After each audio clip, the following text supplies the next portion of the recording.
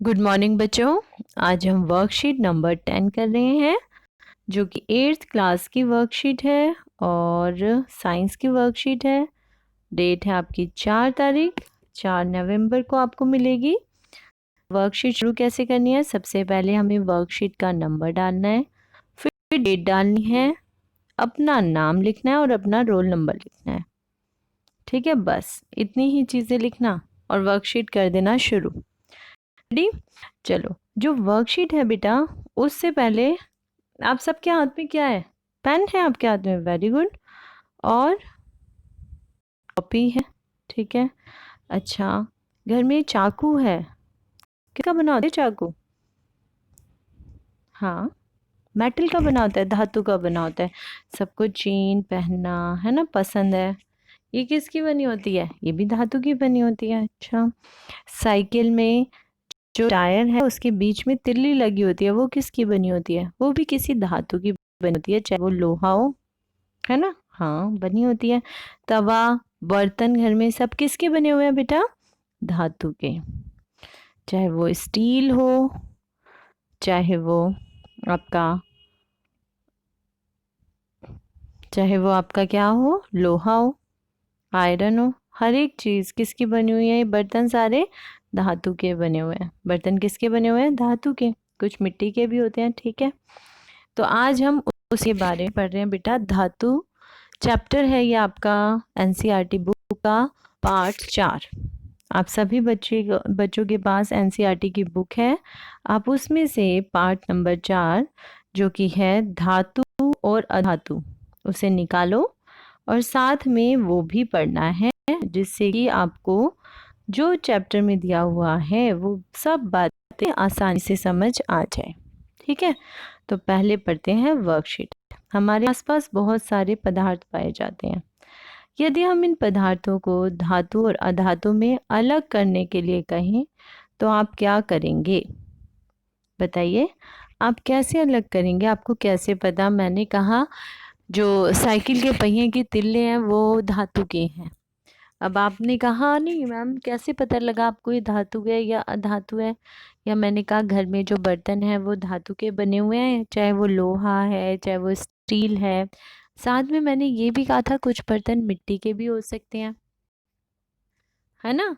तो उसको मैंने धातु नहीं बोला। इसका मतलब धातु अलग होता है और अधातु अलग होता है। अब कैसे पहचान करेंगे कि कोई वस्तु धातु है या अधातु है? तो जो वस्तुएं ठोस हो, नंबर 1, और उनमें हो चमक, उसे आप धातु कहेंगे।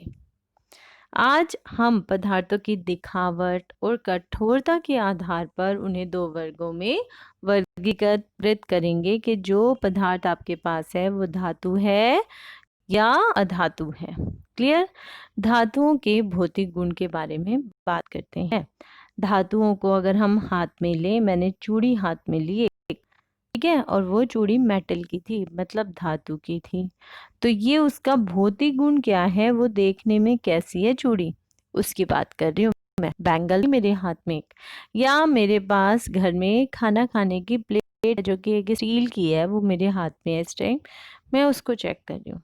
ठीक है, अब वो कैसी है? कठोर है, कठोरता है ना, कठोर है ना। कोई ये थोड़ी मेरे हाथ से मुड़ जाएगी वो एकदम से, नहीं। अधिकांश धातुएं कठोर होती हैं, लेकिन दो धातु ऐसी हैं बेटा जो कठोर नहीं है, बहुत मुलायम है, इतनी मुलायम है कि आप चाकू से उसको काट लो, साबुन जैसी है बिल्कुल। साबुन को घर में काट सकते हो ना, कपड़े धोने का जो साबुन होता है वो आराम से काटे जाता है ना। नहाने का साबुन चाकू से काटो कट जाता है। तो सोडियम और पोटेशियम दो ऐसी धातुएं हैं जो मुलायम है, नहीं तो धातु कैसी होती है? कठोर होती है। क्लियर? दूसरा पॉइंट समझो अब। धातुओं के अंदर तन्यता होती है बेटा। अब ये तन्यता क्या है? धातुओं का वह गुण जिससे उन्हें खींच कर तारों में बदल सकते हैं। ठीक है, पतली पतली तारें बना सकती हैं, उसे क्या कहते हैं? तन्यता कहते हैं। जैसे कि लोहे की, कॉपर की, एल्युमिनियम की तार हमें आराम से मिल जाती है। ठोस अवस्था, ज्यादातर धातु जो है बेटा, धातु वो ठोस होती हैं, लेकिन मरकरी, मरकरी क्या होती है बेटा? आप सबने थर्मामीटर देखा है। थर्मामीटर के आगे यहाँ उसका एक बल्ब सा लगा होता है। ये जो बल्ब है इसके अंदर कुछ चमकती हुई चीज़ होती है, सिल्वर सी, है ना, उसको कहते हैं मरकरी। तो ये जो मरकरी धातु है, जब हम गर्म पानी में डालते हैं थर्मामीटर को, थर्मामीटर की ऐसी चमकती हुई सी लाइन ऊपर तक जाती हुई हमें दिखाई देती है ना। तो ये क्या है, ये धातु धीरे धीरे ऊपर चढ़ गया इसका मतलब। तो ये धातु कैसा धातु है, ये मरकरी धातु, ये तो बहुत जल्दी पिघल गया, इसका मतलब ये ठोस होता ही नहीं है। मरकरी धातु जो है ये ठोस नहीं होता, और सभी धातु ठोस होते हैं कमरे के ताप पर, ठीक है, लेकिन मरकरी कमरे के ताप पर ठोस नहीं होता। आघात वर्धनीयता, बोलो, आघात वर्धनीयता। तो आघात वर्धनीयता मतलब है किसी चीज को पीट पीट कर इतना पीटा कि वो चद्दर जैसा बन गया। लोहे को देखा है, गरम करके पीटना शुरू कर देते हैं। हमारे स्कूल के बाहर तो बेटा कई लोहार बैठे हुए हैं, तो वो क्या करते हैं, वो तो सारा दिन यही काम करते हैं।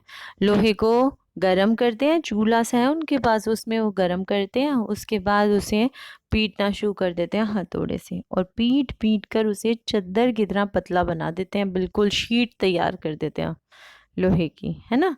तो इसे कहते हैं आघात वर्धनता, ठीक है। तो लोहे की कील, एल्यूमिनियम की तार, अगर आपके पास है कॉपर की तार, कोयला, इन सब चीज़ों को आपने इकट्ठा कर लिया, पेंसिल का सिक्का, कार्बन, छड़ और हथौड़ी, और इसे अपने घर में आप अगर करके देख रहे हो तो अपने पापा, बड़ा भाई या बहन के साथ करके देखना, नहीं तो मैं आपको बताती हूँ। जैसे आपने लिया एक कील, समझ लो, समझने से याद हो जाएगा बेटा। एक कील ली और उसको हथौड़े से पीटना शुरू किया, तो बताओ क्या होगा। जैसे हम कील को हथौड़े से पीटते हैं, ये कील थी मेरे पास, मैंने इसको हथौड़े से पीटा, तो ये पीटने के बाद इसकी शक्ल जो है बदलनी शुरू हो जाएगी, बदलनी शुरू हो जाएगी ना धीरे धीरे। हाँ, अब मैंने ली एक एल्यूमिनियम की तार, उसको भी हथौड़े से पीटा, तो वो पहले बहुत पतली थी, अब वो पीटने के बाद ऐसे चौड़ी सी हो गई। ऐसे ही एक कॉपर की तार ली, उसको भी पीटती गई तो वो ऐसे चपटी सी बन गई। अब मैंने लिया कोयले का टुकड़ा, कोयले के ऊपर जैसे ही मैंने एक बार हथौड़ी मारी, तो वो क्या हुआ, हथौड़ी मारते ही उसका वो तो टूट गई, ठीक। अच्छा, कौन टूट गया, कोयला। पेंसिल का सिक्का लिया, वो टूट गया। कार्बन की छड़ ली, वो भी टूट गई। इसका मतलब लोहे की कील, एल्यूमिनियम की तार, कॉपर की तार तो थी धातु, जबकि कोयला, पेंसिल का सिक्का और कार्बन की छड़ कैसी थी, अधातु।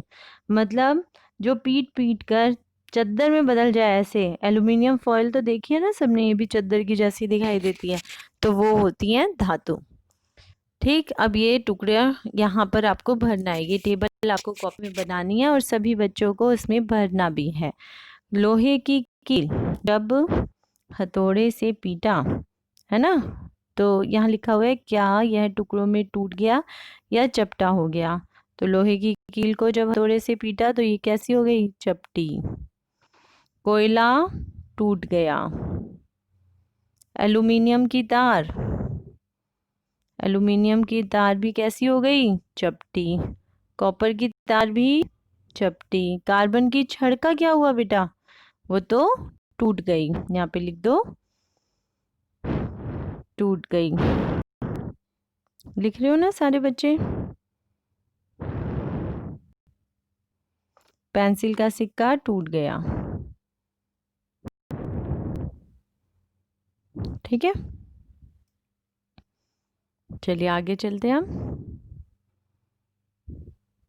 धातुओं का वह गुण जिससे उन्हें पीटकर शीट में बदला जा सकता है उसे आघात वर्धनता कहते हैं। अतः हम कह सकते हैं कि धातुएं, इसका मतलब इस चैप्टर में हमने अभी क्या सीखा, इस वर्कशीट में धातुएं कठोर, चमकीली, तन्य और आघात वर्धनीय होती है।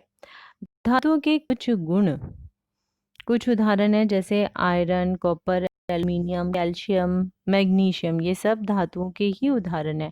जबकि अगर आपसे अधातु के उदाहरण पूछा जाए बेटा कौन कौन से हैं, सल्फर, कार्बन, ऑक्सीजन, फॉस्फोरस। ये सब अधातुओं के गुण हैं, उदाहरण हैं। क्लियर? चलिए अब जल्दी से बताइए, पहला क्वेश्चन लिखना जल्दी से सारे बच्चे। दो धातुओं के नाम लिखिए जिन्हें चाकू से काटा जा सकता है।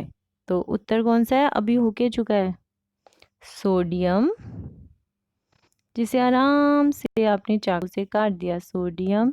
और दूसरी कौन सी थी बेटा? पोटेशियम।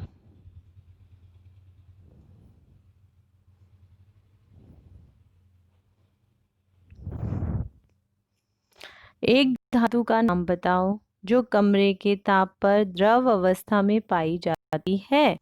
तो कौन सा आंसर था इसका? मरकरी। Very good, mercury. लिख देंगे सारे। चले आगे।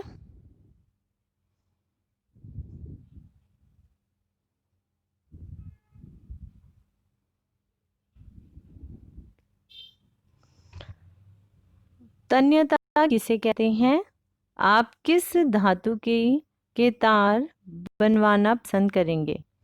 तन्यता किसे कहते हैं? इसका गुण लिखना है, इसकी परिभाषा। और आप किस धातु के तार बनवाना पसंद करेंगे, आपके ऊपर है आपको कौन सी धातु का प्रयोग करना है। तो सबसे पहले इसका आंसर यहाँ से लिखोगे बेटा, तीसरे का आंसर लिखना है हमें। तो तीसरे का आंसर हम यहाँ से लिखेंगे, धातुओं का वह गुण जिससे उन्हें खींचकर तारों में परिवर्तित किया जा सकता है या बदला जा सकता है, तन्यता कहलाती है। लिख लिया? चलिए अब इसका दूसरे पार्ट का आंसर भी लिख दो जल्दी से।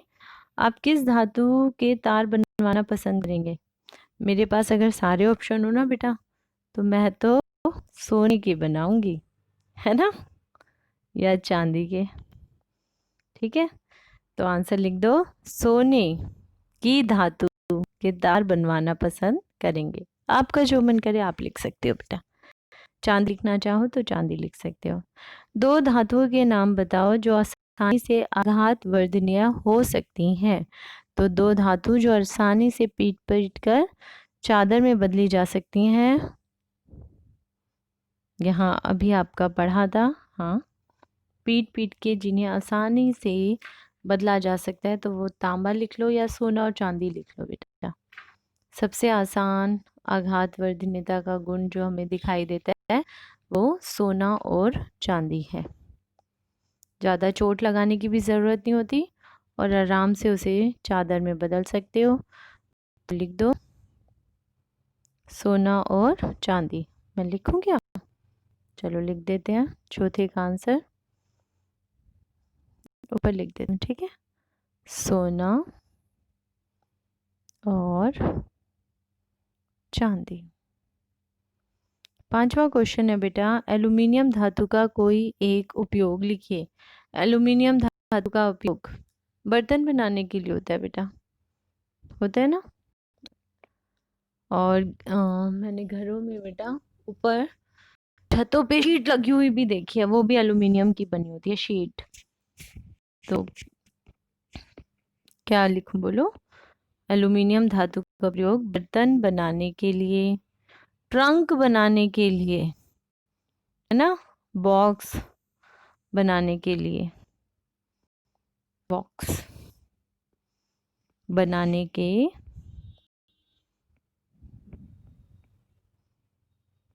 अलमारी बनाने के लिए भी होता है बेटा।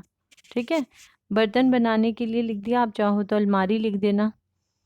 बनाने के लिए होता है। और किसके लिए होता है? आप अलमारी भी लिख सकते हो। एल्यूमिनियम धातु बर्तन बनाने के लिए, अलमारी बनाने के लिए, है ना, किसी भी चीज़ के लिए आप लिख सकते हो, जो जो आप चीज़ देखते हो। तार बनाने के लिए तो आसान था। अच्छा नीचे क्या है ये? कोविड के संदर्भ में कैब संदेश, कोविड के विरुद्ध लड़ाई में सुरक्षित रहने के लिए क्या पहनना है हमें? मास्क। ये देखो कितनी अच्छी फोटो दी हुई है आपको, ये मास्क लगा हुआ है। और यहाँ क्या है? ये आ रहे हैं बेटा विषाणु, वायरस, और कहाँ से कौन से आ रहे हैं, कोविड के आ रहे हैं। और ये जैसे ही मास्क से टकराए वापस चले गए।